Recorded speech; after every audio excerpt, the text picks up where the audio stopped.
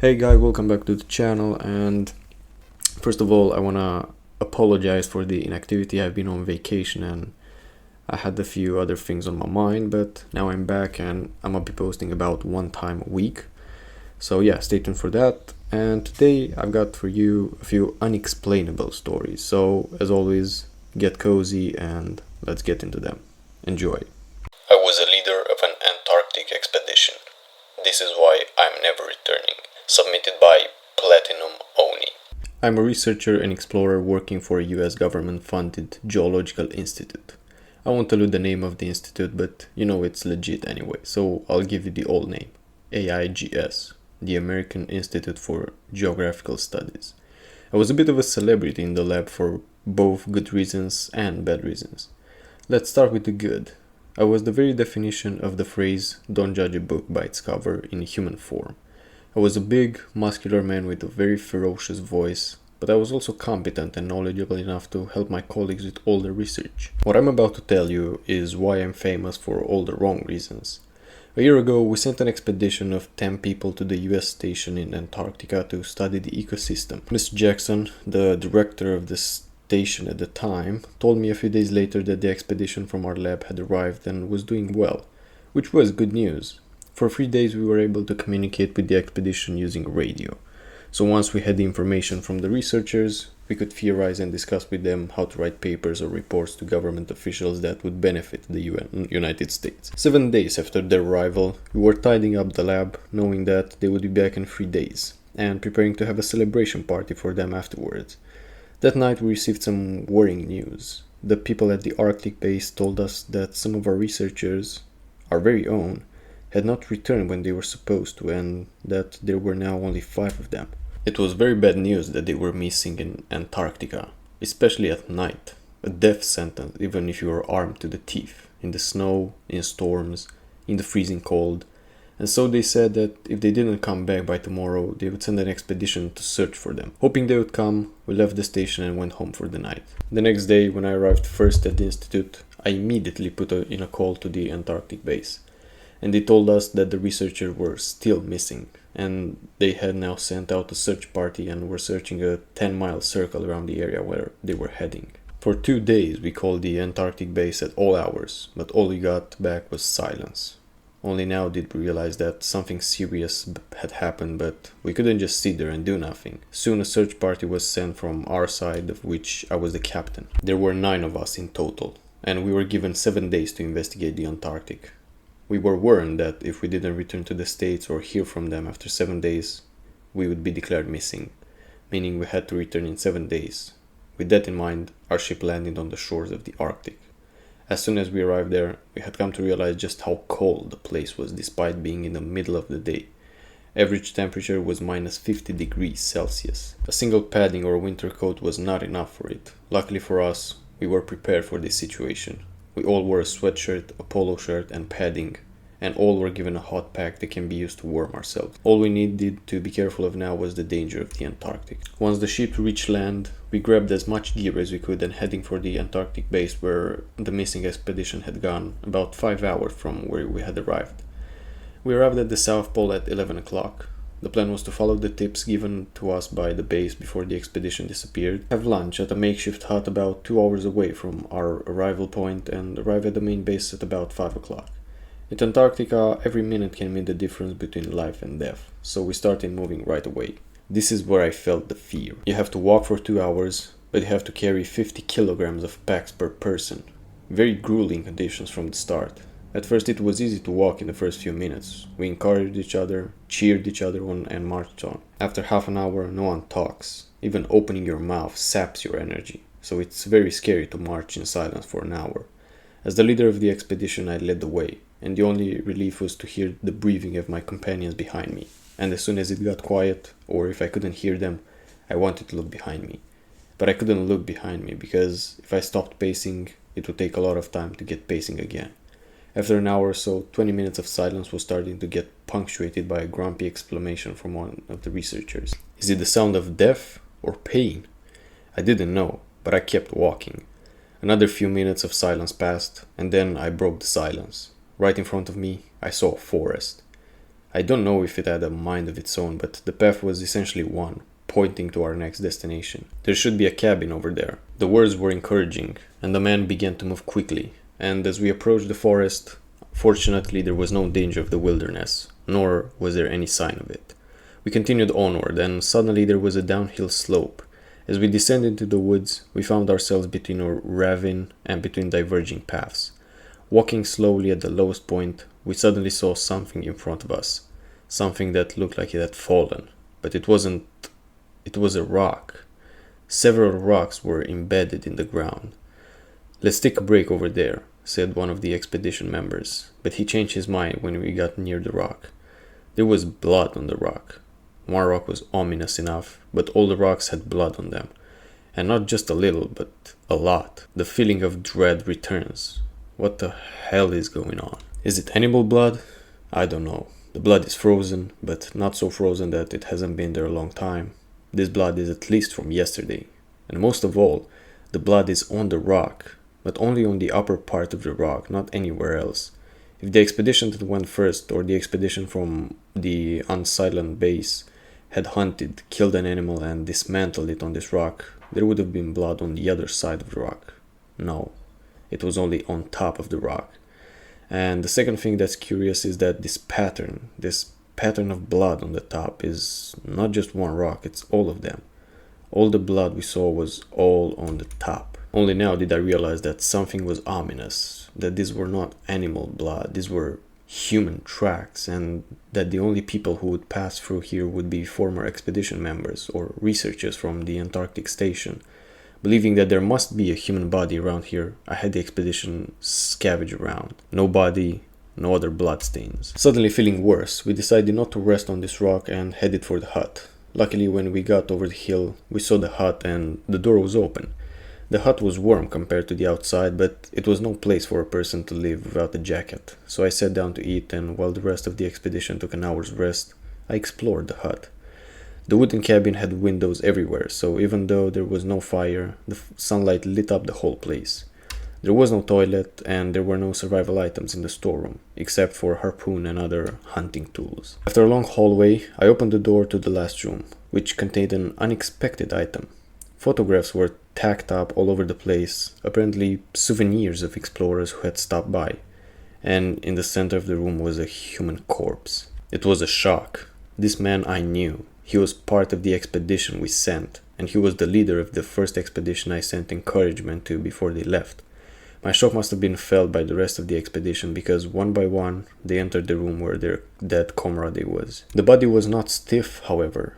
It was cold even for a corpse. It was the temperature that may have caused his body to be as cold as you could imagine. Scavenging around the area, we started searching for things that might have given his final moments, and when it was his final moments. We started examining the clothes if there was some information, and came up to a map, which might have been useful for us, and a name tag from the institute. By the looks of it, the cabin we entered was in the middle of the forest, and the Arctic base we were heading to was located as much as the distance we covered so far. Another 2 hours of walking was set there. Aside from that, nothing was wrong about the map. Hasn't it for the fact that there was this written behind it? The devil has killed us. If I was ever going to feel fear in a single sentence in my life, it would be now. The devil killed us. This isn't The Conjuring Part 3. Given everything that has happened since we arrived in Antarctica, we knew what our next goal was. We had to find out why this creepy sentence was written. We needed to know what had happened, what had led to the death of our colleagues. We decided to collect the body of our colleague in the hut when we returned later, to bury him in his hometown. We put our clothes back on and headed outside. The warmth that had been in the house for an hour vanished as soon as we stepped outside, and a sharp wind greeted us this time. It felt like the whole of Antarctica was laughing at us, insulting us, mocking us. Back on the road again, the forest began to darken with trees, and after a short walk from the hut, I could see the road was going uphill. Normally the climb would have been nothing, but after everything that had happened in Antarctica, I was afraid to climb. But I'm the leader of this expedition, and if I'm scared, this expedition is doomed to fail. And in Antarctica, failure is death. We must climb against all odds. 20 minutes later, it began to snow, flakes drifting with the wind, covering everything in white. A whiteout situation. It was a very dangerous situation because we could get lost, but this is Antarctica. It's wilderness. And there are animals that do not have sight but have a great sense of smell. And if they are here, they will eat us. It's scary, but we can't stop here. Forward, I said, and for 10, 20, 30 minutes we walked in the white world. Heaven is represented in the media as a white world, but what we see in front of us doesn't remind me of heaven. This is hell. Antarctica is hell. After 40 minutes, the whiteout lifted, and when it did, I was relieved to see what was in front of me. There, right in front of us, was our final destination. The only problem was that we'd have to walk for another 2 hours to cross a safe path to get there, and then go around the cliff. With the mindset of never giving up, we started walking. Less than 10 minutes later, a strong gust of wind knocked me and the others over, and just as I was about to stand up, dust off the snow and continue walking, someone behind me called out, "The captain! Captain!" One of the men had fallen into a pit and barely survived, and I rushed over and pulled him up before he fell to his death. We couldn't let our guard down. Even if we have paradise in front of us, the slightest slip of our guard is an annihilation. On the downhill we descended slowly, and when we reached a flat area, we took a 10-minute break and then we climbed. The path up was studded with trees. As soon as we got up there, we realized that something very bad had happened. No one was there. No researchers, no one from our team, no bodies, no body parts, no blood. We looked inside. There's some of the first expedition's bags. There's some researchers' notes, but no one is there. It's as if they've evaporated into the air. Scattering from the base, we searched as many places as we could, 2 or 3 times, but no one, not a single body. I immediately went to the telecommunications department and connected to our base in the US, and fortunately, we have communication. "This is Alpha, we're on base." One of the institute's leaders greeted us. "Lab, we're listening. There's no one here." There was a murmur through the comms. "No one here? What does that mean?" "Our expedition is definitely not here, nor are the researchers who were supposed to be here, but their luggage and research notes are." "I see." It was frustrating, but what could they do?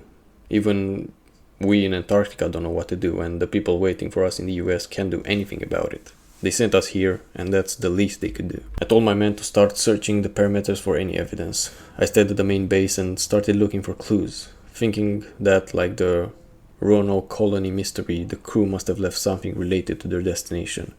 Then I saw the transmitter again and decided to contact the bases of other countries in Antarctica. I contacted the closest base to us, the Australian base. I say closest, but it's still about 100 kilometers away. And they responded, but said they hadn't seen any of the staff from this base, and that they were just as puzzled as we were because they hadn't heard back from anyone from this base. Next, I checked the call logs for calls made between the bases, and there were 27 in 2 days, all labeled as missed calls. The most recent one, within the confines of conversations, was a call from the UK base, which was answered by a call to the UK base, which was accepted after 20 seconds. I asked the same question if they knew the whereabouts of the staff at the US base, and they didn't know either. Just as I was about to call the next base, one of the explorers came to me with a terrified look on his face. "Captain, there's something here." I immediately put the phone down and followed the frightened ranger, anxiety overwhelming me. He led me to where the other rangers were looking at something. The bags from the first team were buried in the snow, and they weren't the only ones. Expedition gear, weapons, and even research journals were buried in the snow. The items I'd seen on the base weren't all that was on the base. It was starting to get dark, so I righted the bag and decided to investigate outside tomorrow. Dinner was eaten in silence. I thought something would be solved when I got to the base, but instead, more mysteries were created. Where is our expedition? Where are the researchers at the base? And why are there things scattered outdoors? As we were eating dinner and thinking, one of the expedition members saw one of the researchers' notebooks. "What is this?" He showed us the paper, and we saw a drawing on the ground of a creature that looked like something out of a Cthulhu mythology, but even more bizarre. A giant that looked like a cross between a Yeti and a Davy Jones. It was a drawing, but the creature seemed to be staring at us. It was too good to be just a hobbyist drawing. It looked more of a diagram of something, AI diagram of a living thing. Just as we were trying to think, one of the expedition members shouted, "Oi!" He pointed his finger outside. We looked out and stood in shock.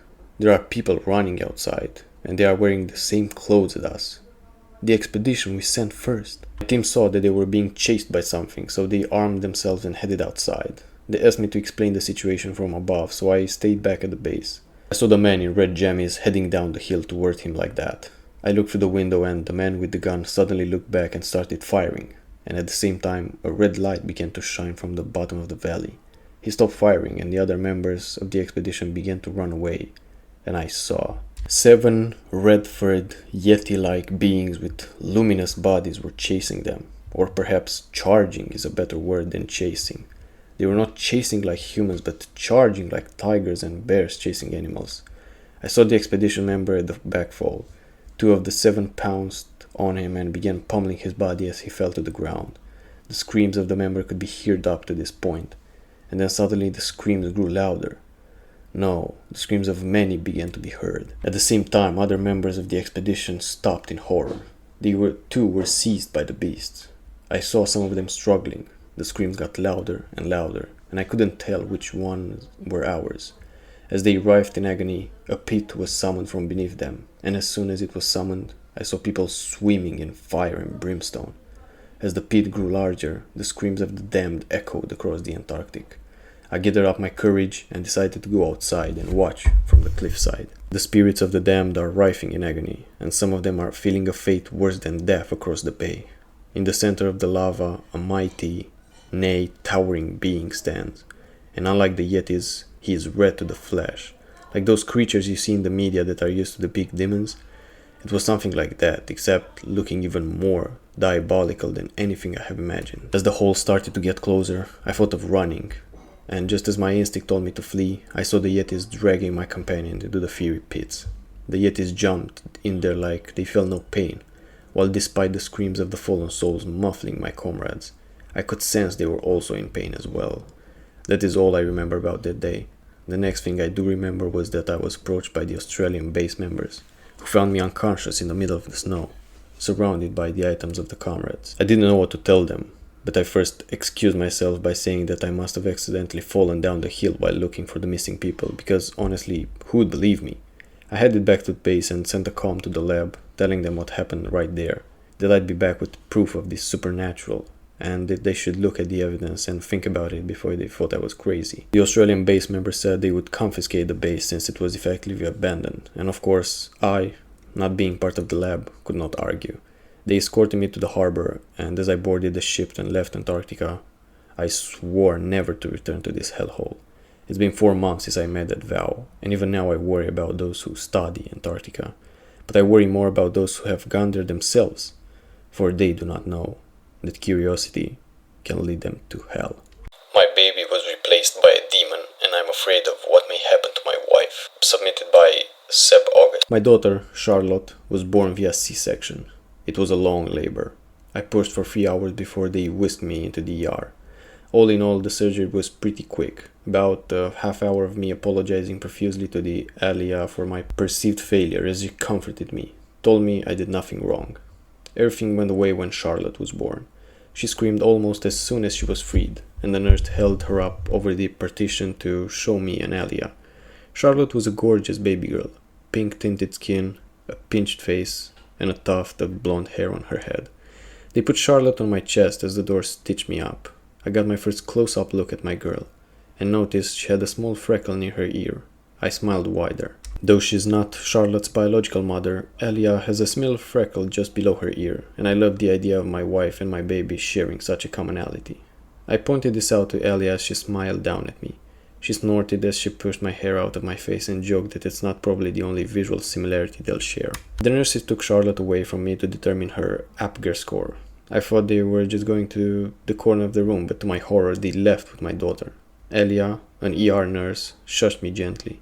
It's because they don't have a scale in here, baby. They'll be right back. Sure enough, the nurses soon returned with my Charlotte, a 7-pound, 1 ounce, perfectly healthy baby girl.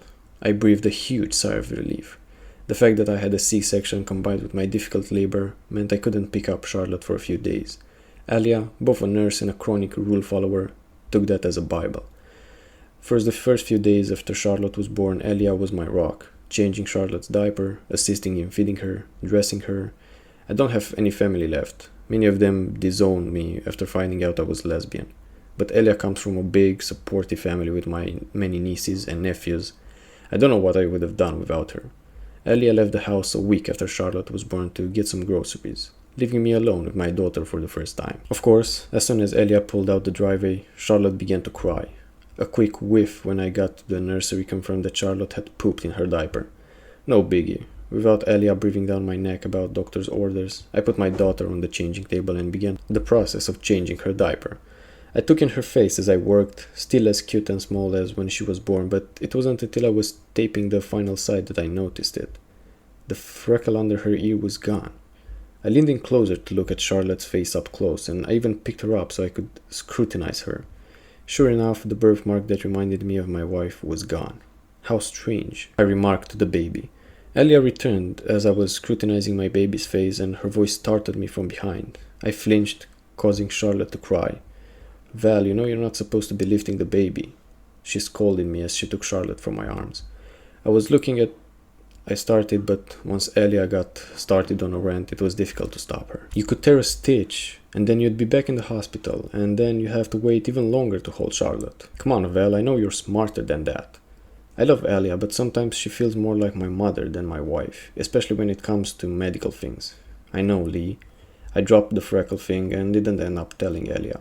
Charlotte is my first daughter. After all, despite the mountain of baby books Elia had me read, I'm not an expert on human development. I'm a painter, for fuck's sake. For all I know, Charlotte's whole complexion could change. One little freckle didn't seem like a big deal in the grand scheme of things.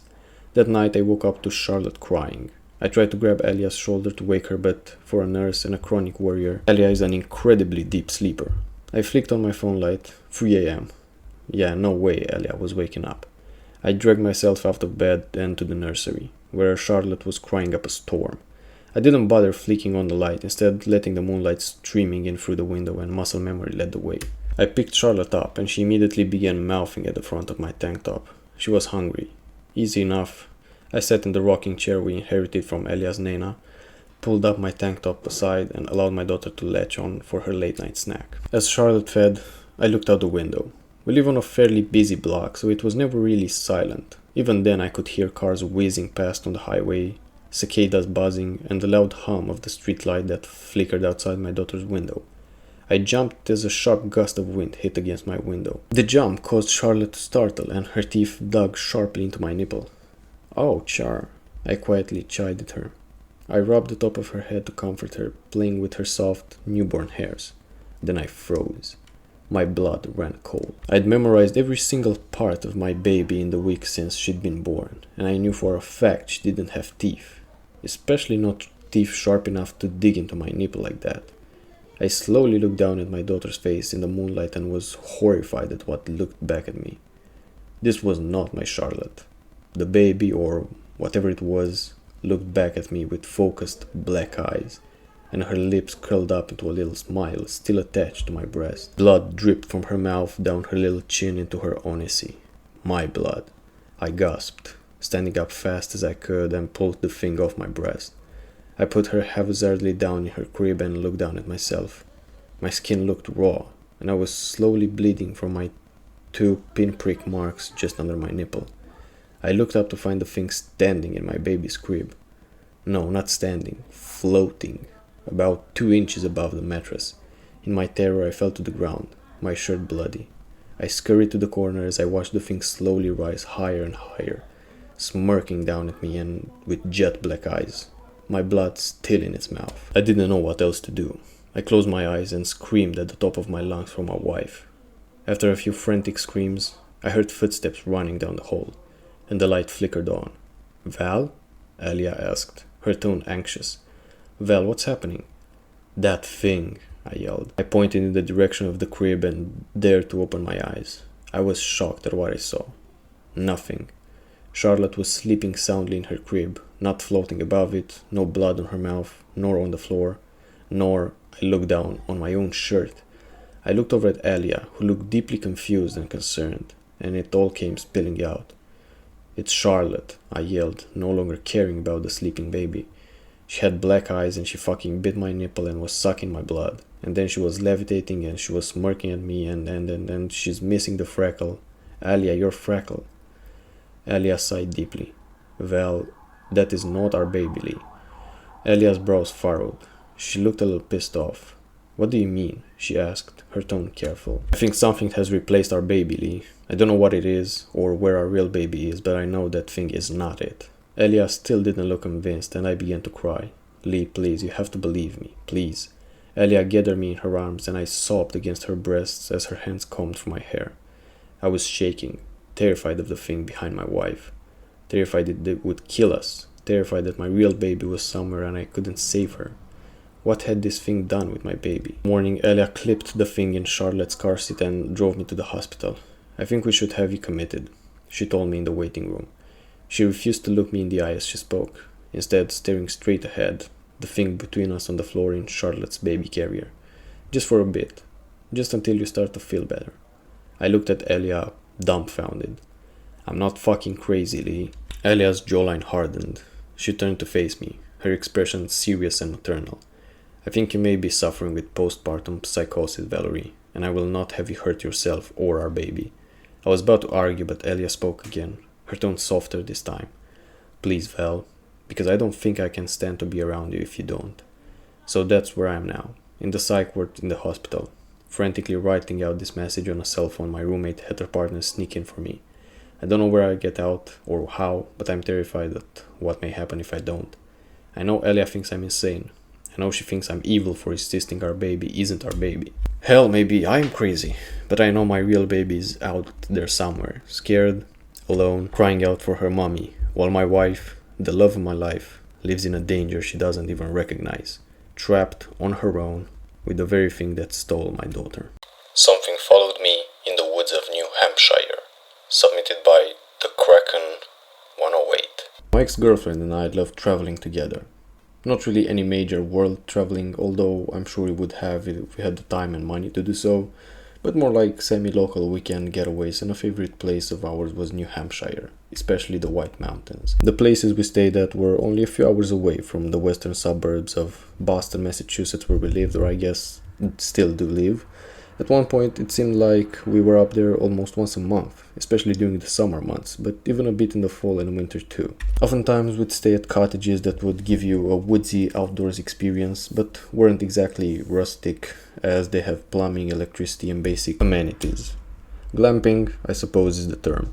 I've always enjoyed the outdoors, so I find them to be peaceful and relaxing trips. Even in the first year after our breakup, we still took a few trips together as friends, but by this past spring she had started seeing someone else, so I knew our days of traveling together were over. Knowing I wasn't going to be doing any trips this summer made me kind of sad, so I decided I would still go on a trip by myself for a few nights.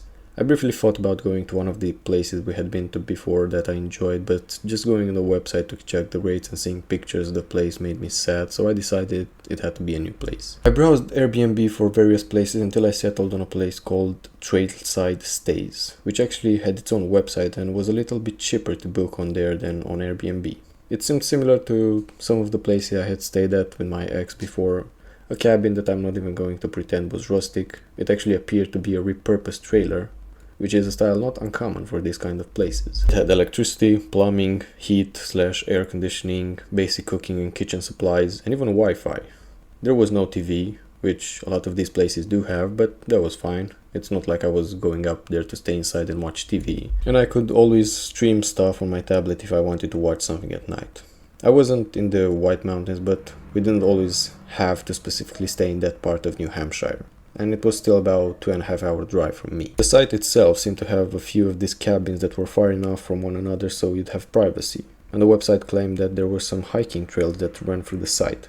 The only downside was there weren't any natural bodies of water to swim in on site, but I did some research and found a state park with a popular lake to swim in just a short drive away. I took an entire week off of work, but only booked the place from Wednesday, July 31st to Friday, August 2nd, figuring that 2 nights was enough for a solo trip. Ever since my ex started seeing someone else, we weren't really able to hang out as friends anymore. Sure, we still talked on the phone a little, but not in person, and it made me realize that apart from a couple of friends that I see occasionally, my life was kind of boring and lonely. I don't hate my job, but I don't love it, and things get very slow there in the summertime. On weekends, if I don't have plans to see a friend, I tend not to do much other than food shopping and other errands or chores around the house. So once I had my trip booked, I was looking forward to it, thinking that getting away and being in nature would do me some good, even if it was just for a little while. I'm also a borderline stoner and have always felt there was something right about smoking out in nature. The weekend before the trip, I began preparing and buying food to bring with me, figuring it would be easier to just buy stuff ahead of time rather than try to find a store up there. The place had a mini fridge to store perishables, and according to the website, each cottage had its own outdoor fire pit with a grill top to cook food on. Admittedly, I had never cooked food that way before, but I figured it wouldn't be all that different to cooking on the grill, which is something I do sometimes at home. And worst case scenario, if it didn't work, I could always just use the stove top inside the cottage to cook my food. I felt cooking over the fire would also make me feel like real camping, so I was hoping I would be able to do so with no issues. It was around this time though that it had really started to hit on me that I'd be doing this trip alone, which I was worried would make me feel weird in two different ways. One, I would feel sad because I'd be traveling to New Hampshire without my ex for the first time when that had been our thing. And two, I thought I'd possibly get scared at night being alone in a cabin in the woods. While I didn't really think anything would actually happen, I decided it wouldn't hurt to get a utility knife, plus my ex had left a small bottle of pepper spray in my car that I could also use if I needed to. Although I wasn't expecting to really need either.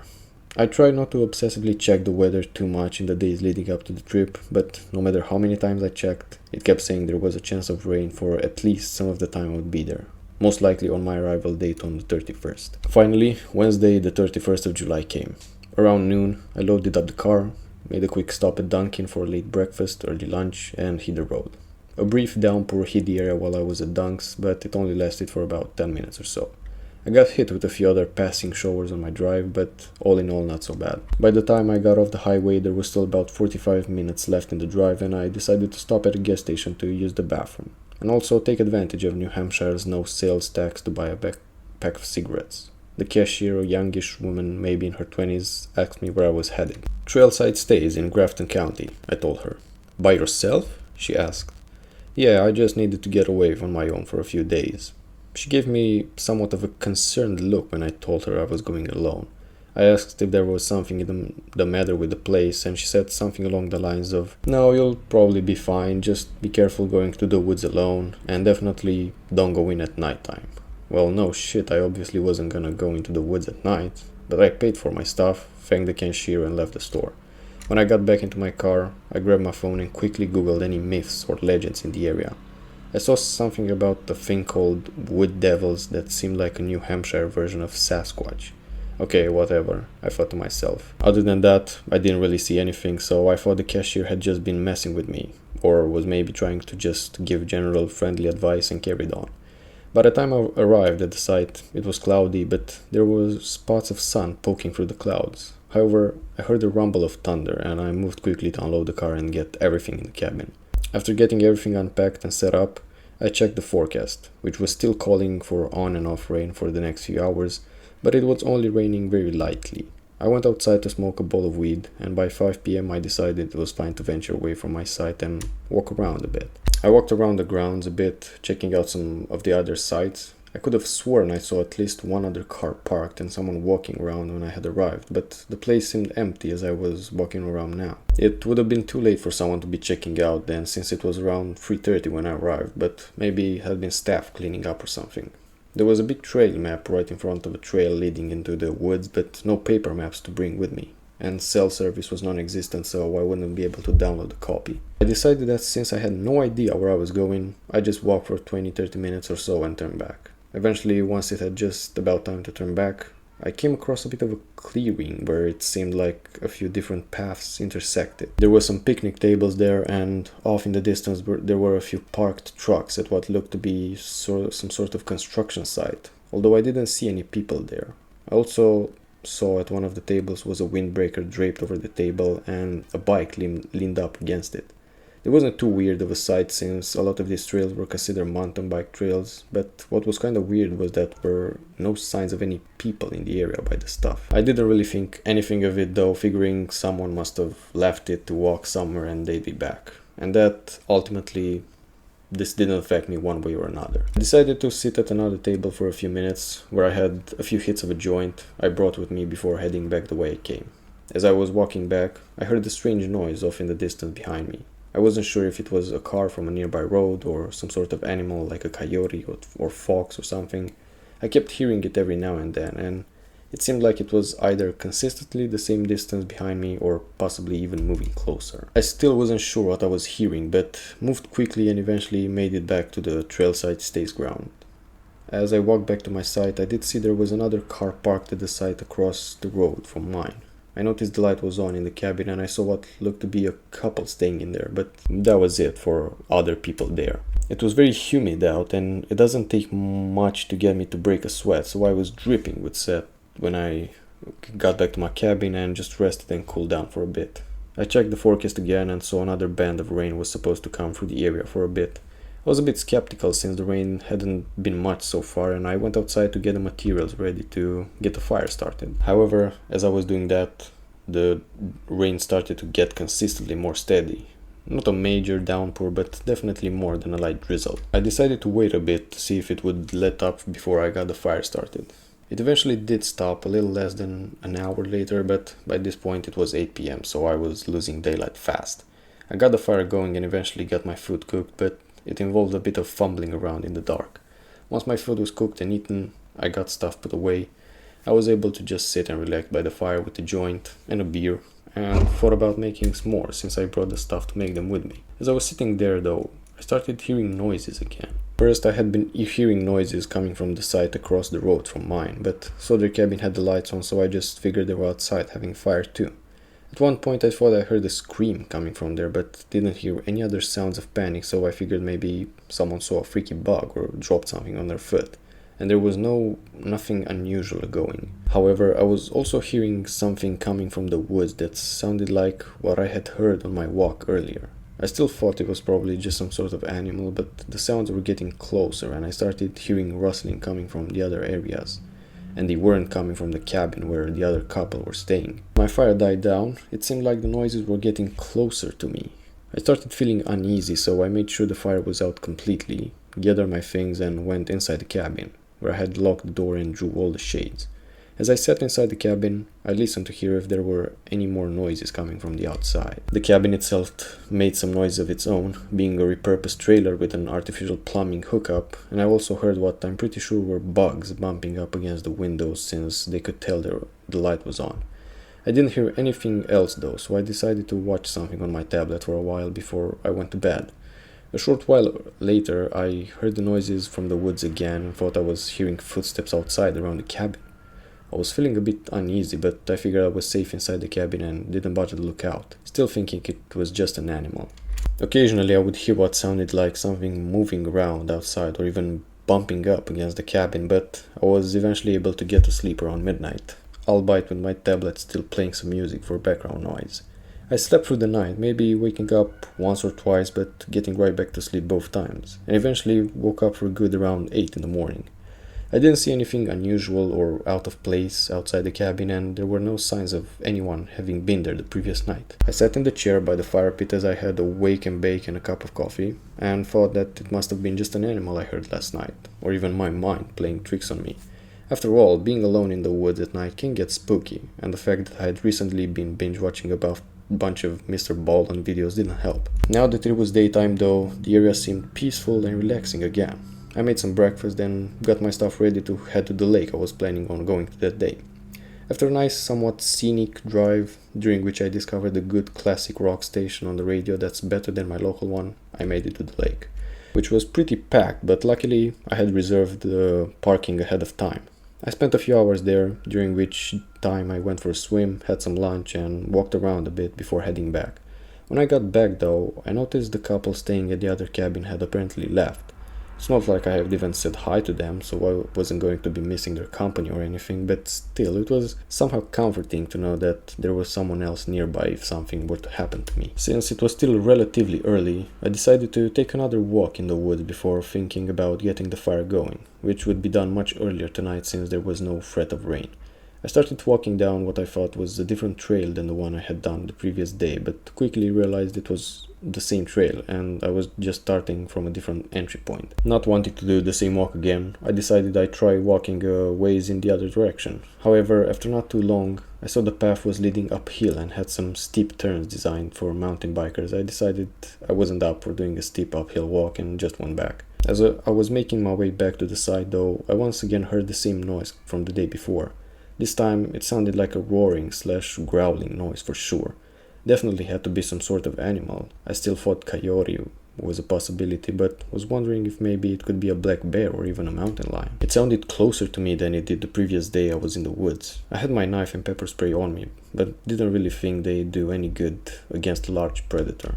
As I was approaching the sign saying that I was back on the property of Trailside Stays, I heard a quick footstep that sounded like they were right behind me. I turned to look and saw just a blur of something moving behind the tree.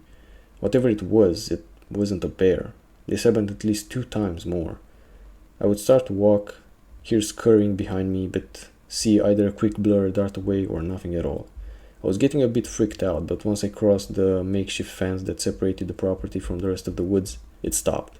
I heard nothing. It certainly felt like something was following me through those woods for a few minutes there, but was apparently leaving me alone now that I had crossed the invisible line and exited the wood. I sat outside for a bit, smoking some more weed before getting the fire started around 6:30 or so. Things were pretty uneventful for the next few hours. I cooked my food over the fire again, although I still managed to undercook the meat a bit, cleaned up a bit and made a couple s'mores. Around 9 the sky started getting dark enough for the stars to come out.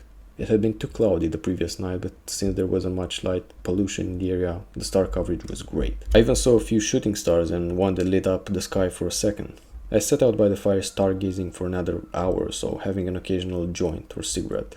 I was trying to keep the fire going for as long as I could since I had used up all the wood from the night's bundle and didn't want to have to pay for another one.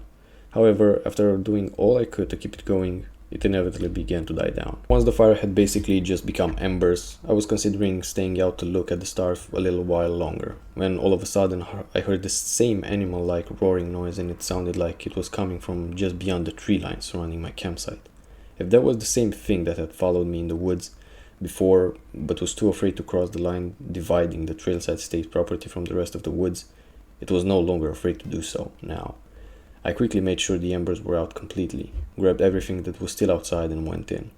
I heard the noise again as I was getting inside, but I once again immediately locked the door and drew all the shades. I decided to take a shower to calm me down, and also because after the last 2 days I probably smelled like a combination of sweat, dirt, bug spray, soot, and lake water. While I was in there, I heard what sounded like something banging against the bathroom portion of the cabin, but I wasn't sure if that was from something outside or just the water system making noises. After getting out of the shower though, it sounded like there were scurrying footsteps moving around the site, and I heard the roaring sound once more. I had no idea what was out there, and frankly I didn't want to since I felt safe inside. Sleep was a bit harder to come by this night, as whenever I thought what was out there might have left, I would hear more movement coming from outside, although I didn't hear the roaring noise anymore. I just let my tablet play random YouTube videos for background noise as I lay in bed. I eventually drifted off to sleep around 1 or 2 a.m. When I woke up, it was light out, and I checked the time to see if it was a little after 8 in the morning again. When I opened the shades though, I saw that stuff outside had been completely ransacked. Granted, I hadn't left any personal belongings out there, but the table, chairs, and fire pit had been knocked over or even flipped completely upside down in the case of the picnic table. I went outside to investigate further and also noticed the bin that had firewood was kept in and had been gone through. I don't think any kind of animal would be capable of doing all that. I guess maybe a bear could have, but I hadn't left any food or anything out there that would attract them. And I don't know why a bear would go through the table of rooting around the bin with nothing but packaged bundles of firewood, along with other fire tools. As a courtesy to the people who run the place, and so I wouldn't get blamed for it, I cleaned up the best of my ability, although I didn't flip the picnic table back over, and I don't think I could have by myself if I tried. I decided that whatever was out there clearly wasn't happy with my presence, and since I was leaving that morning anyways, I quickly packed up my car and headed out a couple hours earlier than I was planning to. As I was making my last trip to load up the car, I heard the roaring noise again. It sounded like it was right behind me. I turned around and once again saw something quickly dart behind the tree again.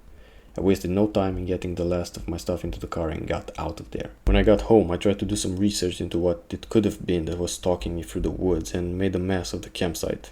It didn't fit with the patterns of any animals that live in the area, and I once again came across the wood devils. I looked a little bit more into them and discovered they are not exactly the New Hampshire Sasquatch. Apparently they're these tall, thin and hairy creatures that live in the woods of New Hampshire. They supposedly try to avoid human contact by hiding behind trees or even just standing perfectly still, hoping they won't be spotted. They also will let out loud screams when humans get too close to them. That sort of sounds like what was following me in the woods, although what I heard sounded more like a feral roar than a scream. It also seems like they mostly try to avoid humans, so I'm not sure why one would follow me and ransack my campsite. Maybe I got too close to its territory and it was trying to send a message to me to leave that area. It also seemed like it felt more comfortable getting closer when it realized I was the only one staying there that second night. I'm not convinced it was definitely a wood devil since 1, it seems like most reported sightings have been slightly north of where I was staying, and 2, I'm not convinced these things definitely exist. From what I've gathered after some internet research, they're pretty obscure, and even locals don't know a whole lot about them, with the most recent alleged sightings being in the 90s. Surprisingly though, and now that I've had a few days to think about it and calm down, this hasn't necessarily deterred me from going back to New Hampshire. I know something followed me in the woods and tried to destroy my campsite, but other than that, I mostly enjoyed my trip. It's not like anything that bad actually happened to me, so I might do another one in the future, but maybe with a friend or in a more crowded place, since whatever it was that followed me in the woods back to the cabin seemed to have no problem going after me when it was clear I was the only person in the area. I don't know if it wanted me for food or just wanted me to leave, but it's probably for the best that I didn't find out. A visitor's notes on a human life, submitted by Mr. Center of the Universe. No one ever tells you how difficult it is to scrub blood from white walls, how the stains sink in, a permanent reminder of what was lost. I learned this from waking up in a body that wasn't mine, with a mind that buzzed with life not of my own. The world around me smelled of earth and rain, and I could taste the residue of sweet bread on a tongue unfamiliar to me. For a moment, I struggled to remember who I was, what I was. But then it came back. The mission: to observe, to study, to report, and in doing so, to protect my own kind by researching signs of resilience and quality of life. I was sent to this world, this place where life teemed and thrived in ways unlike my own dimension of light and energy. But something had gone wrong, and instead of simply observing, I had entered a vessel, a human boy. The boy's name was Arthur. He was young, his mind still forming, full of thoughts and dreams as delicate as the lace curtains in the small white house he called home. A house filled with books and the scent of roses, where time seemed to slow down and wrap itself around the walls like ivy. I hadn't meant to stay, but the boy's life was too fascinating to leave. Each day brought new sensations, emotions, and experiences I had never encountered before. Through his eyes, I saw their world in vivid detail. The soft light of dawn streaming through the window, the texture of paper beneath his small fingers as he turned the pages of a book, the sound of his mother's voice, warm and melodic, as she called him to supper. But there was something darker, too, something that pulsed beneath the surface. I could feel it in his thoughts, a quiet fear that lurked in the corners of his mind, a dread of something he couldn't quite name. At first, I thought it stemmed from my own consciousness, a warning of the destruction I had witnessed in other worlds and now began to fear for my human. But as I settled deeper into his mind, I realized it was something else, something that had always been there, waiting for the right moment to reveal itself. As the days passed, I became more enmeshed in Arthur's life. I attended his lessons at the old stone school, where the scent of chalk and ink filled the air. I have felt his joy as he ran through the fields outside the village, the grass cool beneath his feet. I even shared in his quiet moments, when he would sit by the fire and lose himself in a book, the words forming pictures in his mind that I could almost see. There was a disquiet within me. I was no longer just an observer. I was living his life, feeling his emotions, and slowly I began to forget the boundaries of where he ended and I began. It was on a particular quiet evening when I noticed the first sign that something was wrong. Arthur had been playing in the garden, his laughter echoing through the trees, when suddenly he stopped. His small hands trembled, and he looked around, eyes wide with fear. "What's wrong?" I thought, pushing my consciousness forward, trying to soothe him. But instead of answering, he ran to the house, slamming the door behind him. His mother looked up from her knitting, concern knitting her brow. "What is it, dear?" she asked, but Arthur couldn't answer.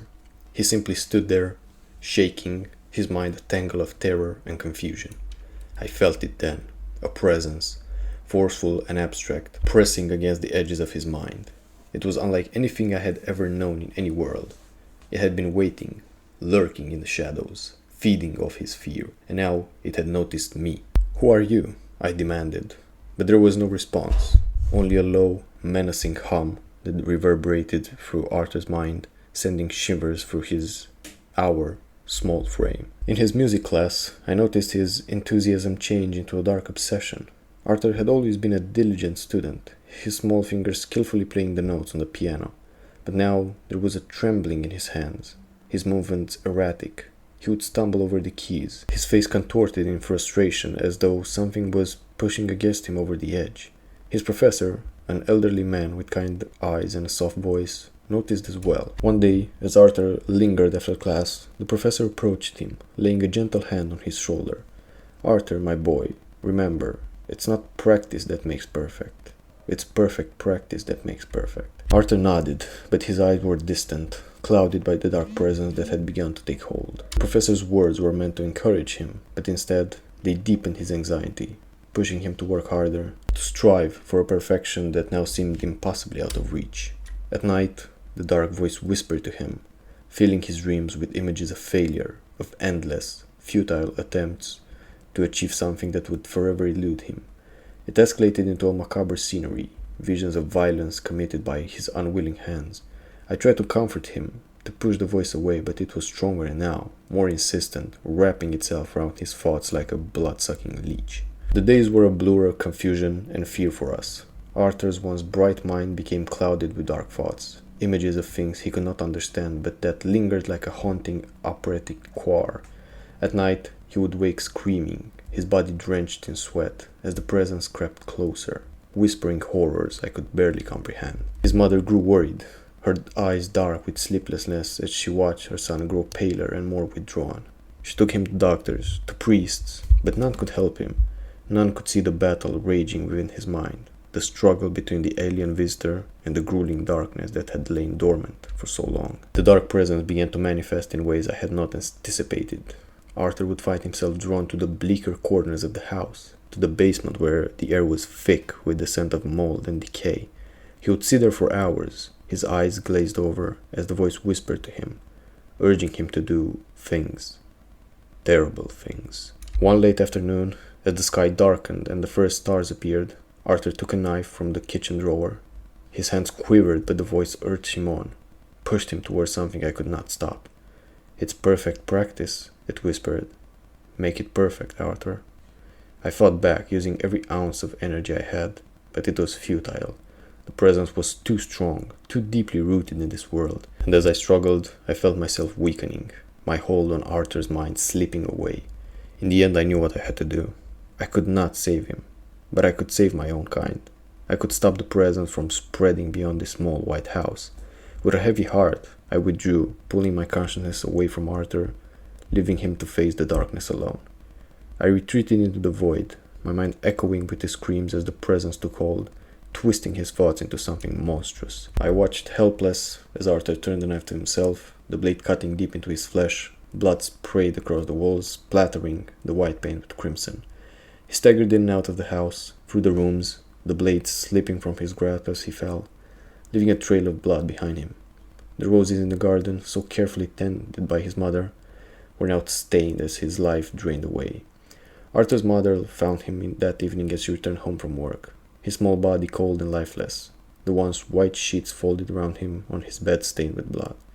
She screamed, a sound that pierced the air and sent the birds fleeing from the trees.